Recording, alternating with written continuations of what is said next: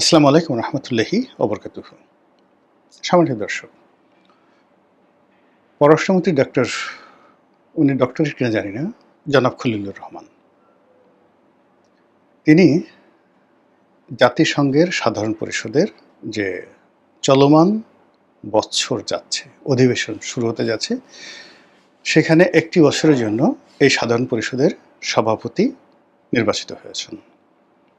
তিনি এই জাতিসংঘের যে সাধারণ পরিষদের সভাপতি রূপে তিনি এই অধিবেশন পরিচালনা করবেন এবং তাকে সভাপতি মেনে সারা দুনিয়ার যারা রাষ্ট্রপ্রধান, সরকার প্রধান কিংবা সরকারের যারা রিপ্রেজেন্টেশন করবেন তারা এই সাধারণ পরিষদের যে বার্ষিক অধিবেশন সেখানে বক্তব্য দেবেন। এই দৃশ্য নিঃসন্দেহে আনন্দদায়ক। একজন বাঙালি এবং বাংলাদেশের একজন পতাকাধারী, বাংলাদেশ সরকারের রিপ্রেজেন্ট করে এরকম বিশ্ব মঞ্চে বসে আছেন। এর আগে হুমায়ুন রশিদ চৌধুরী এই পদে বসেছিলেন, বাংলাদেশের পররাষ্ট্রমন্ত্রী। দ্বিতীয়বার খলিলুর রহমান এই পদে গেলেন ২০ বছর পর, বা ২০ বছর নাকি ৩০ বছর, এনিওয়ে। তো এটা অত্যন্ত গর্বের বিষয়, সম্মানের বিষয়। এই জন্য বর্তমান সরকারকে, জনাব খলিলুর রহমানকে, তার সঙ্গে যে টিম রয়েছেন, পররাষ্ট্র মন্ত্রণালয়ের টিম, তাদের সবাইকে ধন্যবাদ জানাচ্ছি এবং একজন নাগরিক হিসেবে আমি সম্মানিত বোধ করছি।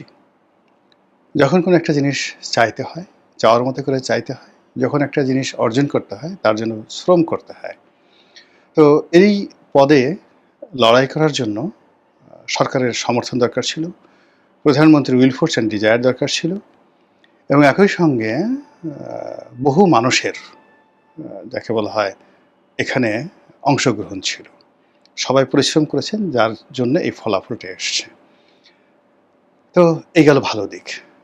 আর এই যে প্রাপ্তি, এই যে অ্যাচিভমেন্ট, এটা নিয়ে নানা রকম সমালোচনা হচ্ছে। এই বিষয়গুলো আমাদেরকে কগনিজেন্সে নিতে হবে এবং এই বিষয়গুলো খোলামেলা আলোচনা করতে হবে। প্রথম যে সমালোচনা হচ্ছে সেটি হলো খলিলুর রহমানকে পার্সোনালি টার্গেট করে।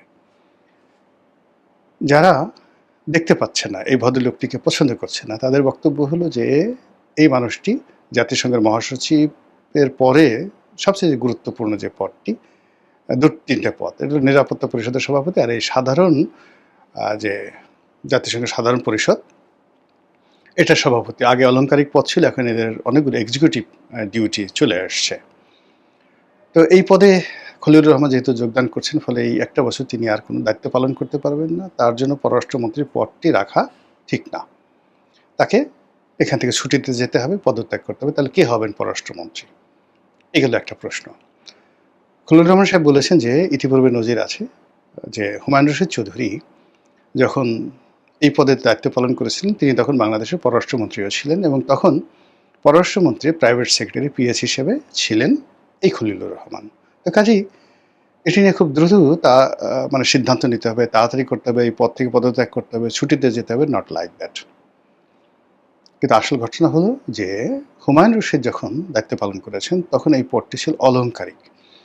শুধু ২ বার গেলেই, বছরে ২ বার গেলেই এটা হতো, ওই অধিবেশনের সময়টিতে আর অন্য অধিবেশনের আগে যে প্ল্যানারি সেশনগুলো রয়েছে ঠিক এগুলো অ্যারেঞ্জ করার জন্য ছিল। কিন্তু এখন এই কাজটিকে এতটা দাপ্তরিক করা হয়েছে, সার্বক্ষণিক করা হয়েছে যে পুরো সময়টিকে তাকে বেশিরভাগ সময়ই নিউ ইয়র্কে থাকতে হবে এবং তাকে ওই কাজে ব্যস্ত থাকতে হবে। কাজেই বাংলাদেশের পররাষ্ট্রমন্ত্রীর মতো একটা গুরুত্বপূর্ণ পদ তিনি আগের মতো খালি রাখতে পারবেন না। এই জিনিসটি সামনে চলে আসছে।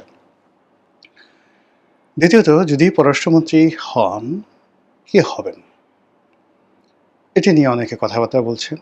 তৃতীয়ত, যেটি নিয়ে বদনাম হচ্ছে সেটি হলো কে এই খলিলুর রহমান। তিনি তো পুরো যাকে বলা হয় ইউনুস জামানাতে সকলের চক্ষুশূল ছিলেন। মোস্ট আনএক্সপেক্টেড ম্যান, আনডিজায়ার্ড ম্যান ছিলেন তিনি বাংলাদেশে। সেনাবাহিনী তাকে ঘৃণা করত, তাকে নিরাপত্তা উপদেষ্টা রূপে কেউ মানতে চায়নি, তার সঙ্গে কোনো বৈঠক করতে চায়নি এবং তার যে নিরাপত্তা উপদেষ্টা রূপে তার কাছে যেভাবে ৩ বাহিনী, মানে যাকে অনেকটা অজিত দোভালের ডুপ্লিকেট করা হয়েছিল, সেইভাবে কেউ আসলে তাকে মেনে নেয়নি।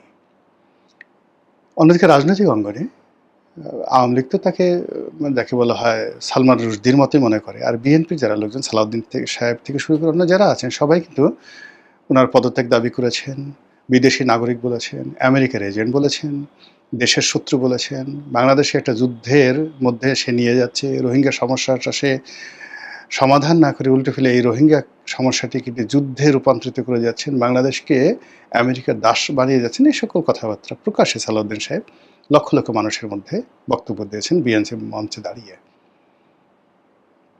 ইতিহাসের দুর্ভাগ্য, এটা অনেকটা নিজের বমি নিজে খাওয়ার মতো। আমার আসলে অন্য কথাটা বলতে ইচ্ছা করছিল, নিজের গু নিজে খাওয়ার মতো। সেটা না বলে আমি বললাম যে নিজের বমি নিজে খাওয়ার মতো। তো বিএনপি তাকে এত গালাগালি করেছে, সেই বিএনপি এখন তাকে পররাষ্ট্রমন্ত্রী বানিয়েছে। আর এই বিএনপি তার সর্বশক্তি নিয়োগ করে তাকে জাতিসংঘের যে সাধারণ পরিষদ সেটার সভাপতি পদে মনোনীত করার জন্য, নির্বাচিত হওয়ার জন্য সমস্ত ফান্ড উজাড় করে দিয়েছে। কারণটা কি? সরকার কেন এই কাজটি করলো? আমেরিকাকে খুশি করার জন্য? আবার সে এত সহজে এখানে নির্বাচিত হয়ে গেল, একেবারে বাংলাদেশের জন্য এখন যারা জানে না, যারা বোঝে না, তাদের জন্য এটা মনে হবে যে এটা তো অসম্ভব একটা অর্জন, এটা বিএনপি তারেক রহমান সাহেবের অর্জন, তার কপাল, ফাটা কপাল। আবার যারা একটু বেশি বুঝেন তারা বলার চেষ্টা করেন, আরে আরে এই এত বড় একটা কঠিন জিনিস কি এমনি এমনি পায়? এটা পেয়েছে এই কারণে পেয়েছে যে আমেরিকা, ডোনাল্ড ট্রাম্প খুশি হয়ে তাকে দিয়েছে, খলিলুর রহমানকে একটা সেফ এক্সিট দিয়েছে। সে এখন আমেরিকাতে থাকবে। তারপরে তার দায়িত্ব শেষ হওয়ার পর সে যে আমেরিকার সঙ্গে বাংলাদেশ একটা চুক্তি করিয়ে দিয়েছে, সেই চুক্তির বলে বোয়িং প্লেন কেনা থেকে শুরু করে সামরিক সরঞ্জাদি কেনা শুরু করে, যে huge contribution to the American government, American nation, এবং অভিযোগ করা হয়ে থাকে খলিলুর রহমান আমেরিকার নাগরিক। কাজেই আমেরিকা তাকে সম্মানিত করতে চাচ্ছে, পুরস্কার দিতে চাচ্ছে, এই জন্য তাকে এই পদে বসিয়ে তাকে একটা সেফ এক্সিট দিয়ে দিল, ভবিষ্যতে যেন তাকে আরও বড় কিছু দেওয়া যেতে পারে। এ কথা অনেকে আলোচনা করছে। অন্যদিকে আওয়ামী লীগ যারা লোকজন আছেন তারা বলার চেষ্টা করছে, আরে এগুলো সব তো আমরা করে গেছি, এগুলো সব আমরা করে গেছি, আমাদের সেই কাজটা ধারাবাহিকভাবে বিএনপির জমানাতে এসে তাদের দায়িত্ব পড়েছে, তারা এটা সে শুধু টানিয়ে নিয়েছে, এগিয়ে নিয়েছে। এবং যদি ইউনূস সাহেব গত বছর চাইতো, এটা গত বছর হতে পারত। তো এনিওয়ে, এটার আসলে নিয়মটা কি? নিয়মটা হলো যে আমাদের এই অঞ্চলটিকে বলা হয় ইন্দো প্যাসিফিক অঞ্চল। তো এই ইন্দো প্যাসিফিক অঞ্চলে যে রাষ্ট্রগুলো আছে, অলমোস্ট 50টির মতো রাষ্ট্র রয়েছে। এই রাষ্ট্রের সদস্যরা পর্যায়ক্রমে সেই প্রতি 5 বছর অন্তর অন্তর এই পদে লড়াই করার জন্য বা এই পদে মনোনীত হওয়ার জন্য তারা চেষ্টা করতে পারে, লড়াই করতে পারে। তো এটা একটা অলংকারিক পদ, এটা অনেক সময় অনেকে যেতে চায়, অনেকে যেতে চায় না। এর আগে যে পররাষ্ট্রমন্ত্রী ছিলেন জনাব মাহমুদ সাহেব, যিনি পরে অর্থমন্ত্রী হয়েছিলেন, এই ভদ্রলোক আমার প্রতিবেশী ছিলেন ধানমন্ডিতে। আমরা প্রেস কাউন্সিলে, উনিও সদস্য ছিলেন, আমিও সদস্য ছিলাম 3 বছর। ওনার সঙ্গে আমার একটা অসাধারণ ভালো সম্পর্ক ছিল, ব্যক্তিগত সম্পর্ক ছিল। তো সেই সুবাদে যেটা জানি যে উনি যখন পররাষ্ট্রমন্ত্রী ছিলেন তখন বাংলাদেশের পরবর্তীতে পররাষ্ট্রমন্ত্রী ডক্টর মোমেন, তিনি তখন জাতিসংঘ মিশনে স্থায়ী প্রতিনিধি হিসেবে আছেন। তো তখনই আসলে 2016 সনে তার এই পদে মাহমুদ সাহেবের হওয়াটা প্রায় শতভাগ নিশ্চিত ছিল। তখন বাংলাদেশের পক্ষে সবাই, ওখানে তো কোনো প্রতিদ্বন্দ্বী ছিল না, বিনা প্রতিদ্বন্দ্বিতায় বিনা ভোটে ইলেকশনে তিনি এটা হতে পারতেন, কিন্তু আসলে উনি হতে চাননি। ওইটা লক করে রাখা হয়েছিল আগে থাকতে আওয়ামী লীগ জমানাতে। তো তিনি হতে চাননি, বিকজ তার ভালো লাগেনি, বলে আমি বুড়া মানুষ, বয়স্ক। তিনি যথেষ্ট, তিনি এতটা বয়স্ক মানুষ মাহমুদ সাহেব, তিনি এই যে আমাদের যে অর্থমন্ত্রী ছিল সালেহ সাহেব, তারপরে এই যে আব্দুল মোমেন সাহেব, এদের সরাসরি ঢাকা বিশ্ববিদ্যালয়ের টিচার ছিলেন, অনেক সিনিয়র মানুষ। তো বলে যে আমার আমেরিকা ভালো লাগে না, নিউ ইয়র্ক ভালো লাগে না, আমি আসলে এটা নাই। ফলে উনি এটা বাদ দিলেন। পরবর্তীতে 2019 সনে যখন মোমেন সাহেব মন্ত্রী হলেন, তখন এটাকে তিনি আবার প্রতিদ্বন্দ্বিতা করার জন্য 2026 সনে প্রতিদ্বন্দ্বিতা করবেন, এই জন্য তিনি সেটাকে লক করে দিলেন। লক করে দিয়ে তার জমানাতে তিনি যতদিন ক্ষমতা ছিলেন 24 পর্যন্ত এই ২৬ সনের এই নির্বাচনে বাংলাদেশ অংশগ্রহণ করবে এজন্য সমস্ত কাজগুলো তিনি করেছেন। আবার ডক্টর মোহাম্মদ ইউনূসের জামানাতে যারা নিয়োজিত হয়েছেন তারাও কিন্তু এই কাজটি এগিয়ে নিয়েছেন এই ২৬ সনের নির্বাচনে অংশগ্রহণ করার জন্য। আর এই নির্বাচনে যেহেতু লক করা ছিল কেবলমাত্র সাইপ্রাস, একটা ছোট দ্বীপ রাষ্ট্র, তারা প্রতিযোগিতা করেছে। আর তারেক রহমান সাহেব ক্ষমতা আসার সঙ্গে সঙ্গে যখন তিনি এটা জানলেন বা তাকে বলা হলো যে এরকমভাবে সব কাজ করা হলো, তিনি বললেন নিশ্চয় এটা একটা ভালো জিনিস হবে। আর খলিলুর রহমান সাহেব সৌভাগ্যবান মানুষ, লাকি মানুষ, তিনি পররাষ্ট্রমন্ত্রী রূপে এই সুযোগটা পেয়েছেন। তার ইংরেজি খুব ভালো, তিনি যথেষ্ট মেধাবী। তৃতীয়ত তিনি আমেরিকান সোসাইটিতে বেড়ে উঠেছেন, জাতিসংঘ থেকে শুরু করে পররাষ্ট্র মন্ত্রণালয় সংক্রান্ত যে বিষয়গুলো তিনি খুব ভালো জানেন।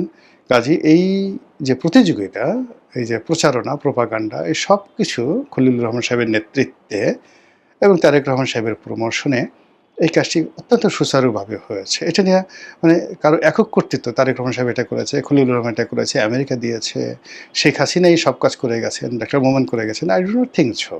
আমি মনে করি এটা আমাদের একটা জাতীয় অর্জন এবং এই অর্জনটিকে আমরা কাজে লাগাবো এবং ওই অফিসেতে একটি বছর আমাদের পররাষ্ট্রমন্ত্রী বসে থাকবেন এবং সেটাকে কাজে লাগিয়ে জাতিসংঘের যে সকল প্রাপ্তি আছে, যে সকল জায়গায় রয়েছে, যে সকল অনেক জায়গা আছে, জাতিসংঘের মানবাধিকার কমিশন আছে, জাতিসংঘের যে কোর্ট আছে, ইন্টারন্যাশনাল কোর্ট অফ জাস্টিস আছে, মানে এগুলো সবই আসলে কোঅর্ডিনেট করে সাধারণ পরিষদ। এই পদের যেহেতু সর্বোচ্চ পদে আমরা বসেছি, কাজেই জাতিসংঘ থেকে যা কিছু প্রাপ্তি বাংলাদেশের জন্য সেটি এই জমানাতে সবচেয়ে বেশি আসবে, এটাই আশা করি। কাজে বরকত হোক, বাঙালির সম্মান বাড়ুক, এ রাষ্ট্রের মর্যাদা আরও বেড়ে যাক এবং সরকার সফল হোক, এই প্রার্থনা করছি। আসসালামু আলাইকুম রহমতুল্লাহি ওয়া বারাকাতুহু।